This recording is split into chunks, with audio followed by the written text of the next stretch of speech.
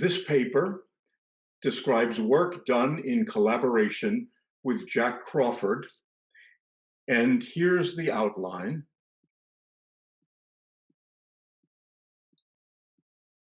Jack is an undergraduate computer science student from my 2019 Villanova University course on computer ethics.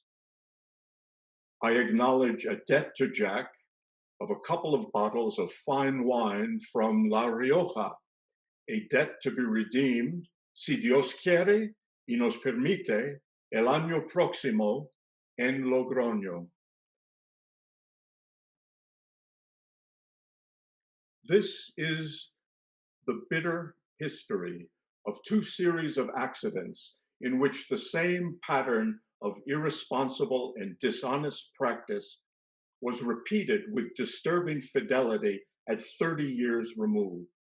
Both cases involve the engineering redesign of safe and stable systems to incorporate new technology, primarily to preempt or meet competitive challenges.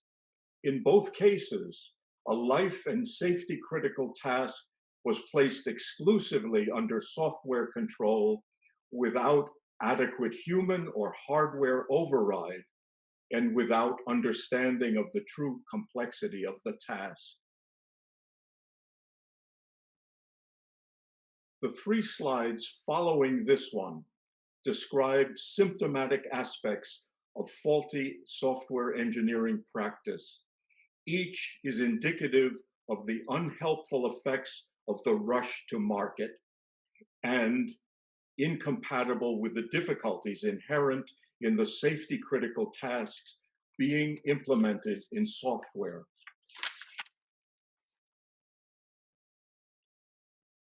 In our paper, you will find sources documenting the perfunctory and unsystematic procedures for testing and hazard analysis, including use of arbitrary probability estimates that lack theoretical or empirical support.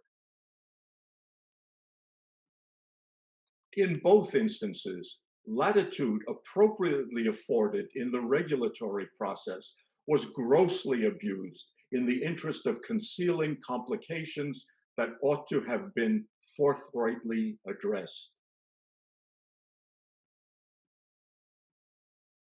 Documentation as a scant and scattered afterthought with little or no consideration of the perspective of the user is a further sign of poor and irresponsible practice.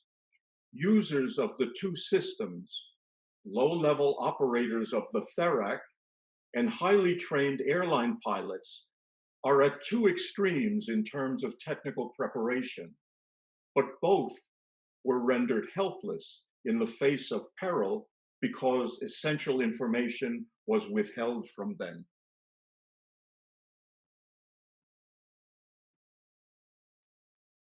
The thoroughgoing dishonesty and contempt for the public is finally the most appalling of the common aspects of the two series of accidents.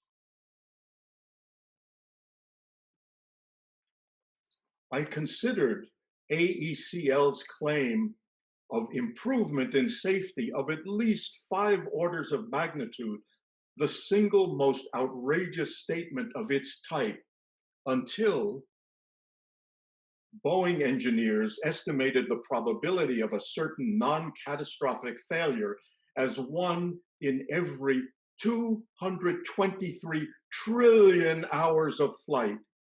Boeing used this estimate to justify reducing the number of sensors required to confirm this condition from 2 to 1, creating the single point of failure that led to the accidents. Parenthetically, in its first year of service, the entire 737 MAX fleet logged 118,000 hours of flight.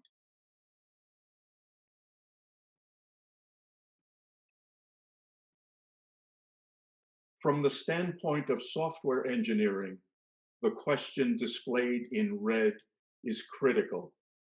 It highlights as we indicate, an area about which the ACM Code of Ethics does not speak in a sufficiently clear or emphatic voice.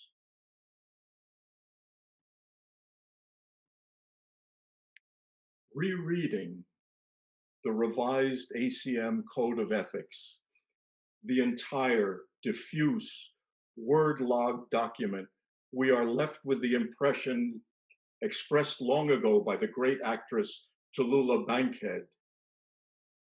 There is less in this than meets the eye. Thank you for your attention.